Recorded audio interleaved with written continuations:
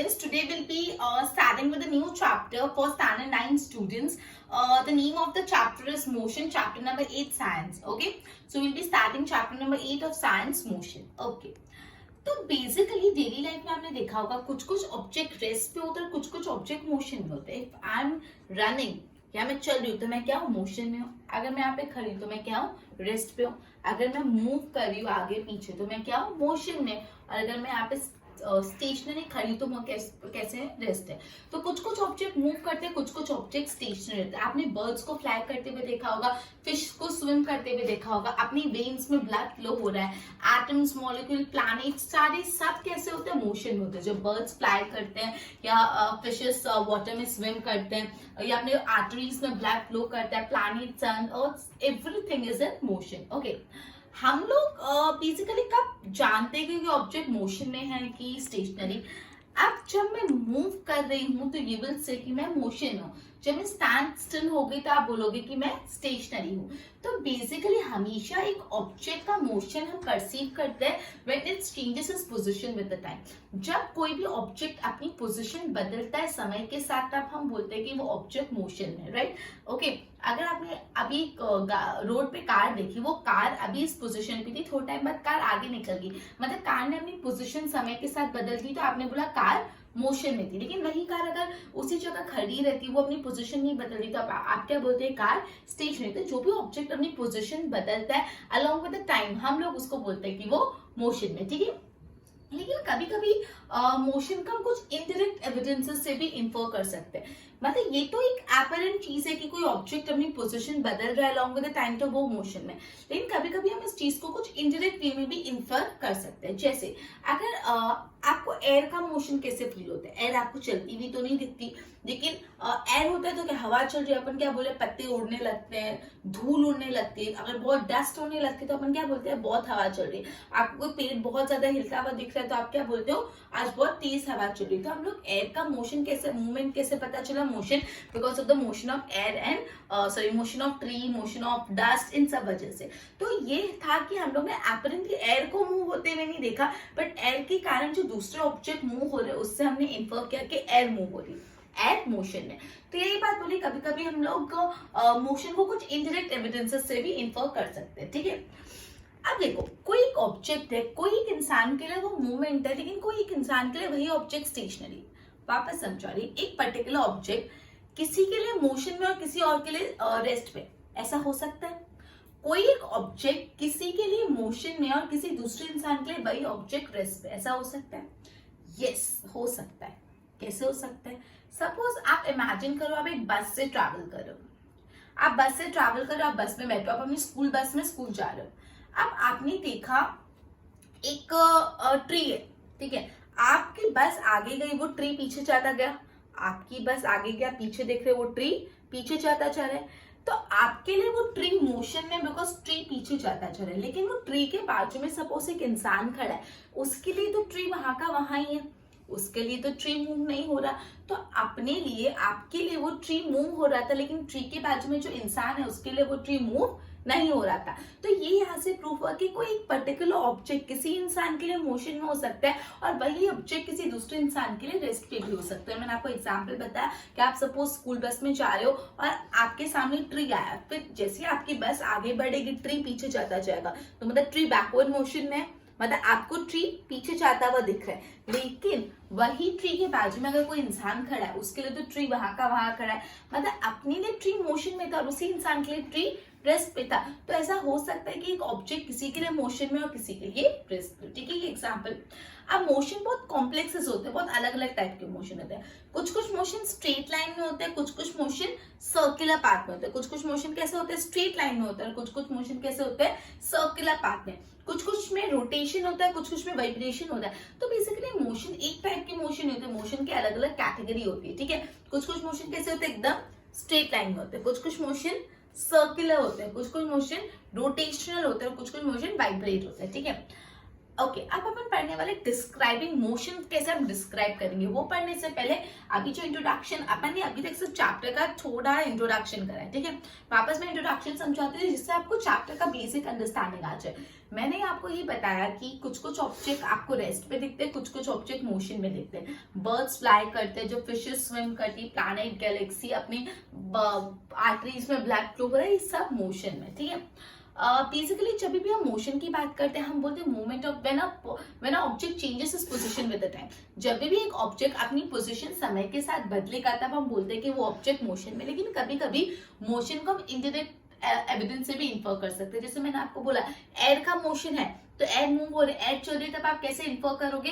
पत्तियां हिल रही है, ट्रीज हिल रहे हैं, धूल उड़ रही है, तो आपने एयर की मोशन आपने अलग अलग डिफरेंट मोशन से इन्फर की, ठीक है। ओके फिर मैंने आपको बताया कि कोई एक ऑब्जेक्ट किसी के लिए मोशन में, लेकिन वो सेम ऑब्जेक्ट किसी और के लिए स्टेशनरी है। ये मैंने आपको एग्जांपल बताया, बस में बैठे हो, बस में जो आपके सामने ट्री है वो पीछे जाता चले तो आपके लिए वो ट्री मोशन में, लेकिन वो ट्री के बाजू में कोई इंसान खड़ा है तो उसके लिए ट्री रेस्ट पे, ठीक है। फिर मैंने आपको बताया मोशन स्ट्रेट लाइन में हो सकते हैं, सर्कुलर होता है, रोटेशनली होता है, वाइब्रेशन होता है, तो मोशन अलग अलग टाइप के होते हैं। अब अपन आ जाते हैं डिस्क्राइबिंग मोशन। मोशन को डिस्क्राइब करेंगे हम लोग। कभी भी describe the location of an object by specifying a reference point. Okay अगर सपोज सी फॉर एग्जांपल मैं आपको ये मार्कर यहाँ पे रख रही हूँ, मैं आपको ये मार्कर देना, तो मैं क्या बोलूंगी? अरे व्हाइट बोर्ड के बाजू में जो मार्कर पड़ी है वो देना ना, ये बोलेंगे ना, व्हाइट बोर्ड के बाजू में जो मार्कर पड़ी है वो देना। तो यहाँ पे रेफरेंस किसका दिया मैंने? व्हाइट बोर्ड का। तो हमेशा आप कभी भी कोई ऑब्जेक्ट का लोकेशन बताओगे तो आप उसके लिए एक रेफरेंस पॉइंट दोगे। आपको अपने घर का एड्रेस बताना है तो आप क्या बोलेंगे? से फॉर एग्जांपल कि आप गली में एंटर करोगे, वहां पे एक बड़ा सा मंदिर होगा, मंदिर से राइट लेना, मेरा घर आ जाएगा। या ये कॉम्प्लेक्स के यहाँ पे मेरा मंदिर है, मतलब मेरा घर है। तो आप जब भी कोई भी ऑब्जेक्ट का लोकेशन बताते हो आप हमेशा एक रेफरेंस पॉइंट देते हो। क्लियर? आप हमेशा क्या देते हो? एक रेफरेंस पॉइंट देते हो। जैसे एग्जाम्पल दिया आपकी टेक्स्ट बुक एग्जाम्पल में बता रही हूँ कि अगर आपका जो स्कूल है ना वो रेलवे स्टेशन से 2 किलोमीटर नॉर्थ में, तो आप क्या बोलोगे? हम लोग हमेशा क्या बोले? रेलवे स्टेशन बोलेंगे, मेरे स्कूल पहुंचना तो railway station I am sorry, railway station से 2 किलोमीटर का नॉर्थ लो। अपन क्या बोलेंगे? रेलवे स्टेशन से 2 किलोमीटर का नॉर्थ लो। तो यहाँ पे अपने रेफरेंस पॉइंट किसको लिया? रेलवे स्टेशन को लिया। यहाँ पे अपने रेफरेंस पॉइंट किसको लिया? रेलवे स्टेशन को लिया, ठीक है। तो बेसिकली कोई भी ऑब्जेक्ट की पोजीशन बताने के लिए हमेशा हम एक रेफरेंस पॉइंट देते हैं और उस रेफरेंस पॉइंट का हम ओरिजिन बोलते हैं। क्या बोलते हैं? ओरिजिन। मैं वापस ये कंसेप्ट समझा रही हूँ। मैं बोल रही हूँ कोई भी ऑब्जेक्ट की अगर आपको लोकेशन स्पेसिफाई करनी है तो आपको उस ऑब्जेक्ट की लोकेशन स्पेसिफाई करने के लिए एक रेफरेंस पॉइंट देना पड़ेगा। मैंने आपको अभी बताया कि अगर मैं बोल रही हूँ कि मार्कर यहाँ पे पड़ा है तो व्हाट आई वुड से, वो मार्कर देना। वो कौन सा मार्कर? वो मार्कर देखो, एक मार्कर वहां पे, एक मार्कर यहाँ पे। मुझे बोलना है मुझे ये मार्कर चाहिए, तो मैं क्या बोलूंगी? व्हाइट बोर्ड के यहाँ जो मार्कर पड़ा है ना वो देना, राइट। तो यहाँ पे मैंने व्हाइट बोर्ड को क्या रखा? Reference point. मुझे ये मार्कर की लोकेशन बताने के लिए व्हाइट बोर्ड को रेफरेंस पॉइंट यूज करना पड़ा। तो उसी तरह कोई भी ऑब्जेक्ट की जब आप पोजीशन डिटरमाइन करोगे उस ऑब्जेक्ट के लिए आप एक रेफरेंस पॉइंट दोगे। आपकी टेक्स्ट बुक में एग्जांपल दिया, अगर आपको अपनी स्कूल की लोकेशन बतानी है, आपका स्कूल रेलवे स्टेशन से 2 किलोमीटर नॉर्थ पे, तो आप क्या बोलेंगे? रेलवे स्टेशन पहुंचना, वहां से 2 किलोमीटर नॉर्थ लेना, मेरा स्कूल आ जाएगा। तो यहाँ पे आपने रेफरेंस पॉइंट क्या लिया? Railway station, right. तो कोई भी ऑब्जेक्ट की पोजीशन डिटरमाइन करने के लिए अपन रेफरेंस पॉइंट लेते हैं जिसको बोलते हैं ओरिजिन। ओके अब मैंने आपको बताया था मोशन स्ट्रेट लाइन में होते हैं, सर्कुलर होते हैं, रोटेशनली होते हैं, वाइब्रेटरी होते हैं। तो हम सबसे पहले पढ़ रहे हैं motion along a straight line, ठीक है। उसके लिए आपको थोड़ा बोर्ड पे ध्यान देना पड़ेगा। बोर्ड पे ध्यान दो। सबसे पहले ये ध्यान रखना, जो सिंपलेस्ट टाइप ऑफ मोशन है ना, जो सिंपलेस्ट टाइप ऑफ मोशन, जो सबसे सिंपलेस्ट टाइप ऑफ मोशन है, motion along the straight line. Clear? आप देखो आपकी टेक्स्ट बुक में आपको एक एग्जांपल दिया हुआ है। देखो आपकी टेक्स्ट बुक में स्ट्रेट लाइन ड्रॉ कर ले जिसमें 0 से 5, 5 से 10, 15, 20 से लेके 60 तक दिया है। फिर देखो यहाँ पे 0 पे O मार्क किया, 25 पे C मार्क किया, 35 पे B मार्क किया और 60 पे A मार्क किया। बोला ऑब्जेक्ट अपनी जर्नी स्टार्ट कर रहा है 0 से, ठीक है। जो रेफरेंस पॉइंट है, मतलब कोई भी ऑब्जेक्ट है यहाँ पे अपनी जर्नी 0 से स्टार्ट कर रहा है, जो रेफरेंस पॉइंट है। फिर ये object move through C and B and reaches से, फिर ये ऑब्जेक्ट C और B को क्रॉस करते हुए कहाँ पे पहुंचा? A पे पहुंचा। उसके बाद ये ऑब्जेक्ट वापस पीछे जा रहा है सी पे पहुंचने के लिए उसको क्या क्रॉस करना पड़ेगा, बी क्रॉस करना पड़ेगा। तो यहाँ पे यही बोला है। अब इसमें क्या आगे कैलकुलेशन हो मैं समझाती हूँ, पहले इतना समझ लो। आपने ना मोशन अलोंग स्ट्रेट लाइन समझे, तो पहले बात ये ध्यान रखना, जो सिंपलेस्ट टाइप ऑफ मोशन है, सबसे सिंपल टाइप ऑफ मोशन है, मोशन अलोंग स्ट्रेट लाइन होता है। इतना क्लियर हुआ? तो आपको अगर 1 मार्क में पूछे which is the most simplest type of motion, तो you need to write motion along a straight line. फिर आपको ना टेक्स्ट बुक में एक स्ट्रेट लाइन दी थी जिसमें 0 से लेके 60 तक का नंबरिंग दे दिए। अब यहाँ पे 0 है, यहाँ पे C है, यहाँ पे B है, यहाँ पे A है, ठीक है। तो ऑब्जेक्ट ने अपनी जर्नी स्टार्ट की 0 से और वो पहुंचा A पे, और A पे पहुंचने के लिए उसने C और B को क्रॉस किया, फिर A से वापस वो C पे गया B को क्रॉस करके। इतना अभी तक दिया, आगे समझाती हूँ, पहले एक बार इतना ध्यान दो। तो बेसिकली अपन ने पहले इंट्रोडक्शन पढ़ा मोशन का, फिर अपन ने मोशन को हमेशा एक रेफरेंस पॉइंट से डिस्क्राइब करते हैं वो पढ़ा, फिर अपन motion along a straight line को डिटेल में पढ़ रहे। उससे पहले बोर्ड पे ध्यान दो।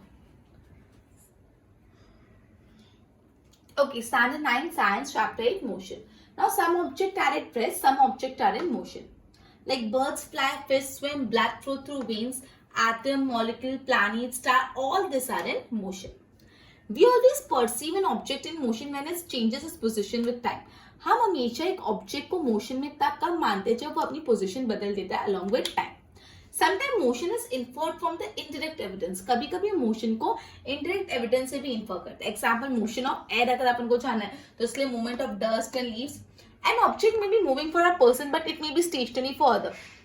एक ऑब्जेक्ट किसी के लिए मूविंग है बट वही ऑब्जेक्ट किसी और के लिए स्टेशनरी भी हो सकता है.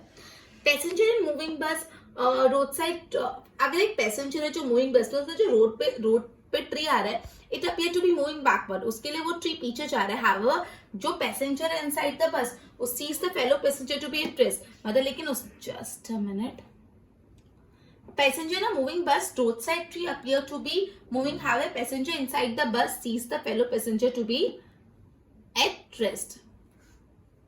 ओके, एक्चुअली यहाँ पे थोड़ा अलग एग्जाम्पल से दिया, मैं वापस समझा देती हूँ एग्जाम्पल. यहाँ पे क्या बोला है कि अगर सपोज से फॉर एग्जाम्पल आप बस के अंदर बैठे हो, आप बैठो, आपके लिए जो बस आपके बाजू में पैसेंजर बैठा है वो तो रेस्ट पे, मतलब आप बस में बैठो, बस में आपकी बाजू वाली सीट पे एक इंसान बैठा है, तो बाजू वाली सीट पे जो इंसान है वो रेस्ट पे. लेकिन खिड़की के बाहर कोई इंसान अगर दिख रहा है तो उस खिड़की के बाहर जो पर्सन है उसके लिए आपके बाजू वाला पर्सन मोशन में, बिकॉज उसके लिए वो आगे चले गया, लेकिन आप उसके साथ हो तो आपके लिए वो रेस्ट पे. तो आपका नेबर आपके लिए रेस्ट पे, लेकिन जो बस के बाहर से देख रहा है उसके लिए आपका नेबर मोशन में. क्लियर? ओके.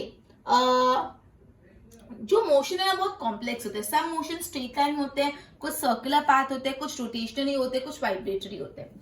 अब अपन स्टार्ट करें describing motion. We describe location of an object by specifying a reference point. हम हमेशा एक ऑब्जेक्ट की लोकेशन स्पेसिफाई करते हैं बाय लोकेशन डिस्क्राइब करते हैं by specifying a reference point. Let us assume school in a village is 2 km north from a railway station. So we specify the position of the road with reference to the railway station. ये railway station हमारा क्या है? Reference point. To describe the position of an object, we need to specify a reference point जिसको हम origin बोलते हैं. जब भी हमको एक object की place specify करने हमको एक reference point चाहिए जो origin है. Now हम पढ़ रहे हैं motion along a straight line. तो simplest type of motion है वो motion along a straight line. फिर straight line आपको दे दिया, ये मैंने आपको अभी explain किया. Object start its journey from O, which is the reference point. फिर object move through C and B. Object C और B से move करके A पे पहुंचते हैं. Then object move back in the same path. वापस object same path में move करके C पे जा रहा है through point B. Okay, तो एक बार इसके notes बनाओ फिर आगे करते हैं.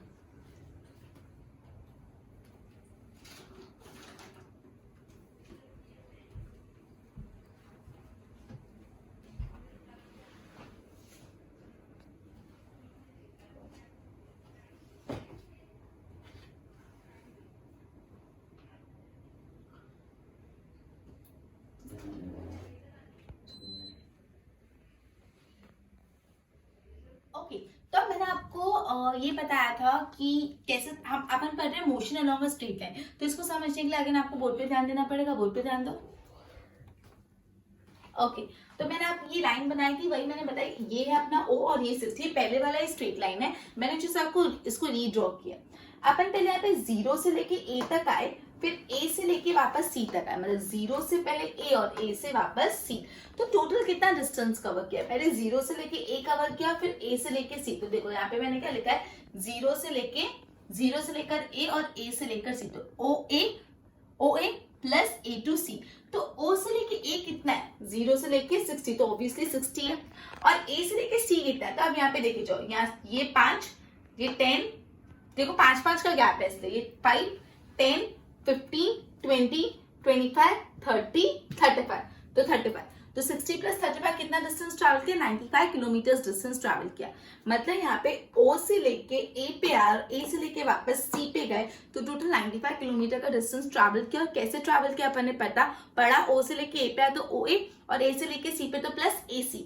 ओ ए 60 था और ए सी 35 किलोमीटर, तो 60 प्लस 35 दैट इज 95 किलोमीटर। ठीक है, ओके। अब ये जो डिस्टेंस है ना, एक न्यूमेरिक वैल्यू है, इसका कोई डायरेक्शन ऑफ मोशन नहीं, मतलब ये जो हम डिस्टेंस मेजर कर रहे हैं वो एक नंबर वैल्यू है, कोई डायरेक्शन ऑफ मोशन नहीं कि कौन से डायरेक्शन में मोशन हो रहा है, सिर्फ एक नंबर वैल्यू। डिस्टेंस मतलब एक नंबर वैल्यू, को इसमें डायरेक्शन ऑफ मोशन नहीं होता। ठीक है, तो बेसिकली जो भी numerical value of the physical quantity, जो भी फिजिकल क्वांटिटीज की न्यूमेरिकल वैल्यू होती है उसको हम मैग्नीट्यूड बोलते हैं।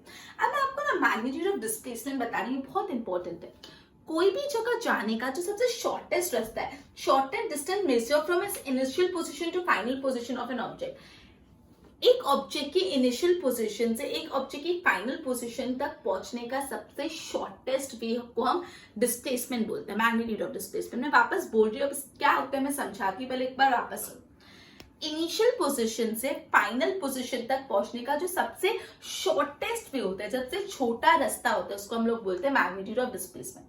कैसे, बोल पे ध्यान दो। इस पर्टिकुलर जो अभी अपन ने क्या, अपन ओ से ए पे ट्रैवल किया और ए से सी पे ट्रैवल किया। अपन ने क्या किया, ओ से ए पे ट्रैवल किया और ए से सी पे। तो मुझे बताओ इनिशियल पोजीशन क्या थी, ओ, स्टार्टिंग ओ से क्या, ओ से ए पे, ए से सी पे, तो फाइनल पोजीशन क्या है, सी। अपन ने ओ से स्टार्ट किया, ए तक पहुंचे और ए से वापस सी पे आए, तो अपनी इनिशियल पोजीशन ओ थी और अपनी फाइनल पोजीशन क्या थी, सी थी। राइट, इनिशियल पोजीशन ओ थी और फाइनल पोजीशन सी थी।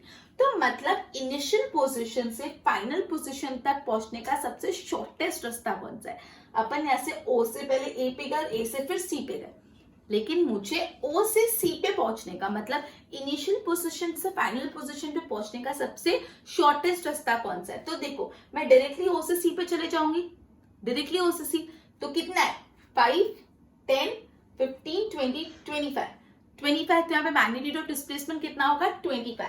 तो देखो मैग्नीट्यूड ऑफ डिस्प्लेसमेंट मैंने लिखा है 25। क्लियर, तो बेसिकली मैं वापस समझा रही हूँ, मैग्नीट्यूड ऑफ डिस्प्लेसमेंट ये बोलता है इनिशियल पोजीशन से फाइनल पोजीशन तक पहुंचने का सबसे शॉर्टेस्ट रास्ते को बोलते हैं मैग्नीट्यूड ऑफ डिस्प्लेसमेंट।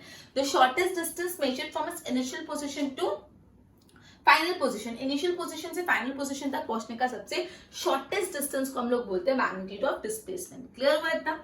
अब मैग्नीट्यूड ऑफ डिस्प्लेसमेंट की 2-3 और सम्स चीजें देखेंगे तो आपको ज्यादा, मतलब इस पे ही हमारा डिस्कशन रहने वाला है। क्लियर, मैं वापस आपको बता रही हूँ डिस्टेंस ट्रैवल कैसे पता चलता है, सिंपल डिस्टेंस प्लस कर दो, लेकिन मैग्नीट्यूड ऑफ डिस्प्लेसमेंट कैसे पता चलेगा, इनिशियल पोजीशन से फाइनल पोजीशन तक पहुंचने का शॉर्टेस्ट रास्ता। अब कोई भी पोजीशन से जा रहे हो, लेकिन अपन को क्या शॉर्टेस्ट डिस्टेंस ढूंढना है। दूसरा एग्जाम्पल मैं आपको बताती हूँ। अब ये सवाल आता है कि कभी ऐसा हो सकता है कि मैग्नीट्यूड ऑफ डिस्प्लेसमेंट और डिस्टेंस ट्रैवल दोनों इक्वल है, क्या कभी ऐसा हो सकता है कि मैग्नीट्यूड ऑफ डिस्प्लेसमेंट और डिस्टेंस ट्रैवल इक्वल है। सवाल सुनिएगा, क्या कभी ऐसा हो सकता है कि जो डिस्टेंस ट्रैवल और जो मैग्नीट्यूड ऑफ डिस्प्लेसमेंट है दोनों इक्वल, कैसे हो सकता है, बट कैसे, देखो ध्यान दो। अगर आपको ओ से लेके ए तक पहुंचना है, वापस नहीं आना, सिर्फ ओ से ए तक पहुंचना है, तो ओ से ए तक पहुंचने के लिए आपने कितना डिस्टेंस ट्रैवल किया, ओ से 5 + 5 + 60, तो डिस्टेंस ट्रैवल कितना है, 60। अब मैं मैग्नीट्यूड ऑफ डिस्प्लेसमेंट निकालती हूँ। मैग्नीट्यूड ऑफ डिस्प्लेसमेंट क्या है, इनिशियल पोजीशन से फाइनल पोजीशन तक पहुंचने का सबसे शॉर्टेस्ट डिस्टेंस। अब इनिशियल पोजीशन यहाँ पे ओ और फाइनल पोजीशन ए, तो ओ से ए पे पहुंचने का सबसे छोटा रास्ता क्या है, ओ से ए ही जाना पड़ेगा, और तो कोई छोटा रास्ता है ही नहीं, तो ओ से ए जाना मतलब 60, तो 60 किलोमीटर, तो मतलब हमारे यहाँ पे डिस्टेंस भी 60 किलोमीटर था और मैग्नीट्यूड ऑफ डिस्प्लेसमेंट भी 60 किलोमीटर था। तो अगर आपसे सवाल पूछे क्या कभी ऐसा हो सकता है कि डिस्टेंस और मैग्नीट्यूड ऑफ डिस्प्लेसमेंट एक हो, सेम नंबर हो सकता है, कभी कभी ऐसी सिचुएशन में हो सकता है। क्लियर। दूसरा, अब देखो आपको यहाँ पे ओ से ए पे जाना है और ए से बी पे आना है, फिर आपको इसका मैग्नीट्यूड ऑफ डिस्प्लेसमेंट और डिस्टेंस निकालना है। वापस यहाँ पे आपको क्या करना है, ओ से ए पे जाना है और ए से बी पे आना है। तो सबसे पहले अपन डिस्टेंस निकालते हैं। पहले अपन ओ से ए पे गए और ए से बी, तो डिस्टेंस कैसे होगा, ओ ए प्लस ए बी। ओ से ए पे गए और ए से B, O A plus A B. तो ओ ए कितना था, ओ ए था 60 और ए बी कितना था, देखो 5 10 15 20 25 था। तो अपन ने 60 प्लस 25 किया, अपन ने 60 प्लस 25 किया तो आया 85। तो यहाँ पे डिस्टेंस कितना आ गया, 85। कैसे डिस्टेंस आया, ओ से पहले अपन ए पे गए और ए से अपन बी पे गए, तो O A plus A B. तो ओ ए था 60 और ए बी था 25, तो अपना आ गया 85। क्लियर। अब इसका मैग्नीट्यूड ऑफ डिस्प्लेसमेंट निकालता है। अपनी इनिशियल पोजीशन क्या है, ओ, और फाइनल पोजीशन क्या है, बी। अपन ओ से ए पे गए, ए से बी पे गए, तो इनिशियल पोजीशन मेरी है ओ और final position B. Magnitude of displacement ये बोलता है इनिशियल पोजीशन से ओरिजिनल पोजीशन तक पहुंचने का सबसे शॉर्टेस्ट रास्ता। तो ओ से बी तक पहुंचने का शॉर्टेस्ट रास्ता क्या है, डायरेक्ट ओ से बी का। तो देखो ये कितना है, 5 10 15 20 25 30 35। तो हमें मैग्नीट्यूड ऑफ डिस्प्लेसमेंट कितना आया, 35। क्लियर हुआ। अब ऐसी सिचुएशन हो सकती है कि मैग्नीट्यूड ऑफ डिस्प्लेसमेंट 0 है लेकिन डिस्टेंस कभी भी 0 नहीं हो सकता। मतलब ऐसा सिचुएशन हो सकता है कि सिचुएशन जहाँ पे डिस्टेंस, जहाँ पे पहले मैग्नीट्यूड ऑफ डिस्प्लेसमेंट 0 है लेकिन वहां पे डिस्टेंस कभी भी 0 नहीं हो सकता। इसका भी एक एग्जांपल देखो, ओ से आप ए पे गए और ए से वापस ओ पे आए। क्या करा आपने, ओ से आप ए पे गए और ए से आप वापस ओ पे आए। अगेन क्या किया, ओ से ए पे गए और ए से वापस ओ पे आए। तो इसका डिस्टेंस क्या होगा, ओ ए प्लस ए ओ। ओ ए कितना है 60 और ए ओ भी कितना है 60, जो 60 प्लस 60 120। तो यहाँ पे डिस्टेंस ट्रैवल कितना हो 120, बिकॉज ओ से ए पे गए और ए से वापस ओ पे आए, तो डिस्टेंस ट्रैवल कितना हो गया 120। लेकिन इसका मैग्नीट्यूड ऑफ डिस्प्लेसमेंट क्या होगा, इसका मैग्नीट्यूड ऑफ डिस्प्लेसमेंट क्या होगा, ओ से ओ तक पहुंचना। इनिशियल पोजीशन क्या था ओ और फाइनल पोजीशन भी क्या था ओ, मतलब ओ से ओ तक तो क्या रास्ता 0 ही आएगा। सबसे शॉर्टेस्ट रास्ता जहां पे आप खड़े हो वहां पे पहुंचने का सबसे छोटा रास्ता क्या, 0। तो अब मैग्नीट्यूड ऑफ डिस्प्लेसमेंट कितना आ गया, मैग्नीट्यूड जस्ट अ मिनट, तो अब मैग्नीट्यूड ऑफ डिस्प्लेसमेंट क्या आ गया, मैग्नीट्यूड ऑफ डिस्प्लेसमेंट आ गया 0। तो ये ऐसी भी सिचुएशन हो सकती है जहाँ पे डिस्टेंस कुछ हो लेकिन मैग्नीट्यूड ऑफ डिस्प्लेसमेंट 0। ऐसा कभी नहीं हो सकता कि डिस्टेंस ही 0। क्लियर। ओके, तो बेसिकली ये जो डायरेक्शन और डिस्प्लेसमेंट, ये दोनों बहुत इंपॉर्टेंट कंसेप्ट है कोई भी ऑब्जेक्ट के मोशन को डिस्क्राइब करने के लिए। क्लियर। ओके, तो दिस वाज इम्पोर्टेंट। ये अपने पूरे डिस्प्लेसमेंट और डायरेक्शन डिस्टेंस के बारे में पढ़ा। मैं एक और बार क्लैरिफाई कर देती हूँ आपको। बेसिकली अपन ने ये पढ़ा कि डायरेक्शन क्या होता है। डायरेक्शन तो आपको पता है, जो भी जितना आपने ट्रैवल किया। मैग्नीट्यूड ऑफ डिस्प्लेसमेंट बोलता है ओरिजिनल पोजीशन से फाइनल पोजीशन पहुंचने का सबसे शॉर्टेस्ट रास्ता। इस चीज को समझाने के लिए मैंने अराउंड आपको 4 एग्जांपल्स दिए। मैं वापस समझा रही हूँ, बोर्ड पे ध्यान दो। पहला था आप ओ से ए पे गए, फिर ए से सी पे गए, तो डिस्टेंस क्या होगा, ओ से ए 60, ए से सी 35 था, तो टोटल 95 हो गया। अब मैग्नीट्यूड ऑफ डिस्प्लेसमेंट क्या होगा, इनिशियल पोजीशन मतलब ओ, फाइनल पोजीशन मतलब सी। ओ से सी पे पहुंचने का शॉर्टेस्ट रास्ता क्या, ये डायरेक्ट रास्ता 25 मैग्नीट्यूड ऑफ डिस्प्लेसमेंट। दूसरा अपन ने पढ़ा, अब पहले ओ से ए पे जाओ और ए से फिर बी पे जाओ। ओ से ए पे 60, ए से बी पे 25, तो 60 प्लस 25 85 हुआ, और ओ से बी तक पहुंचने का शॉर्टेस्ट डिस्टेंस 35, तो मैग्नीट्यूड ऑफ डिस्प्लेसमेंट 35 हो गया। अब ऐसा सिचुएशन भी हो सकता है जहाँ पे मैग्नीट्यूड ऑफ डिस्प्लेसमेंट और डायरेक्शन इक्वल हो। कैसे, ओ से ए तक ट्रैवल किया, तो ओ से ट्रैवल किया मतलब डिस्टेंस 60 और मैग्नीट्यूड ऑफ डिस्प्लेसमेंट ओ से ए तक पहुंचने का शॉर्टेस्ट डिस्टेंस भी 60 है, तो दोनों 60। ऐसा भी हो सकता है कि डिस्टेंस कुछ और मैग्नीट्यूड ऑफ डिस्प्लेसमेंट 0 है, मतलब ओ से ए और ए से वापस ओ गए, तो यहाँ पे डिस्टेंस क्या है 60 प्लस 60 120 और मैग्नीट्यूड ऑफ डिस्प्लेसमेंट आया 0। क्लियर। अब अपन पढ़ने वाले यूनिफॉर्म मोशन और नॉन यूनिफॉर्म मोशन के बारे में। यूनिफॉर्म मोशन क्या बोलता है, मतलब जब आप equal interval of the time में इक्वल डिस्टेंस ट्रैवल करते हो। जैसे आपको एग्जांपल दिया है कि आपको मैं बोल रही हूँ यहाँ से आप बाजू वाले रूम में जाओ और एक बुक लेके आओ, तो आप हर सेकंड इक्वल डिस्टेंस, सपोज मैं बोल रही हूँ आपने पहला सेकंड में 5 मीटर ट्रैवल किया, फिर दूसरा सेकंड में और 5 मीटर ट्रैवल किया, फिर तीसरे सेकंड में और 5 मीटर ट्रैवल किया, चौथे सेकंड में और 5 मीटर ट्रैवल किया। मतलब यहाँ पे आप इक्वल डिस्टेंस ट्रैवल कर रहे हो equal interval of the time में, मतलब हर एक सेकंड में 5 मीटर ट्रैवल कर रहे हो। ठीक है, आप क्या कर रहे हो, हर एक मीटर में 5 मीटर ट्रैवल कर रहे हो, हर एक सेकंड में 5 मीटर ट्रैवल कर रहे हो, मतलब इक्वल डिस्टेंस कवर कर रहे हो equal interval of the time में, तो इसको बोलते हैं यूनिफॉर्म मोशन। मतलब जब आप इक्वल डिस्टेंस कवर करते हो equal interval of the time में, तो उसको बोलते हैं यूनिफॉर्म मोशन। मैंने आपको एग्जांपल बोला कि यहाँ से मैं आपको कहीं पहुंची, लेकिन आपने क्या किया, फर्स्ट सेकंड में 5 मीटर ट्रैवल किया, पहले मीटर में फर्स्ट सेकंड में 5 मीटर ट्रैवल किया, फिर दूसरे सेकंड में 5 मीटर, फिर तीसरे सेकंड में 5 मीटर, हर सेकंड आप 5-5 मीटर ट्रैवल करें, मतलब इक्वल डिस्टेंस कवर करें equal interval of the time में। लेकिन आप सोचो कहीं ऐसा पॉसिबल है, प्रैक्टिकल है? नहीं, ऐसा थोड़ी होता है। ये प्रैक्टिकल, यहाँ हम कभी भी equal interval of the time में इक्वल डिस्टेंस ट्रैवल नहीं कर सकते। सपोज आपको यहाँ से स्कूल पहुंचना है, तो मे बी आपने जब स्टार्ट किया तो रोड खाली था, आपने मस्त गाड़ी भगाई, और फिर रोड में बहुत ट्रैफिक आ गया तो आपकी स्पीड स्लो हो गई, तो आपने इनिशियली कम टाइम में ज्यादा डिस्टेंस कवर कर लिया, फिर बाद में आपको थोड़ा सा डिस्टेंस कवर करने में भी ज्यादा टाइम लग गया। तो ये एक्चुअली होता है नॉन यूनिफॉर्म मोशन, जो अपने साथ डे टू डे लाइफ में होता है। जब आप कार ड्राइव करो या आप जॉगिंग पे निकलो, आपने स्टार्ट किया जॉग करना, आपकी स्पीड अच्छी थी, तो आपने पहले कुछ सेकंड्स में बहुत डिस्टेंस ट्रैवल कर लिया, पहले कुछ मिनट्स या सेकंड में, फिर आपके अब थक के आपने थोड़ा स्लो हो गए, फिर बाकी के मिनट में कम डिस्टेंस ट्रैवल कर पाए। तो प्रैक्टिकल एंड में यूनिफॉर्म मोशन भी नॉन यूनिफॉर्म मोशन होता है। क्लियर? मतलब यूनिफॉर्म मोशन जब आप इक्वल डिस्टेंस ट्रैवल करते हो equal interval of the time में। ठीक है, ये बहुत इंपॉर्टेंट है। Uniform non uniform motion please clarify कर लो, प्लीज पक्का सा कर लो, राइट?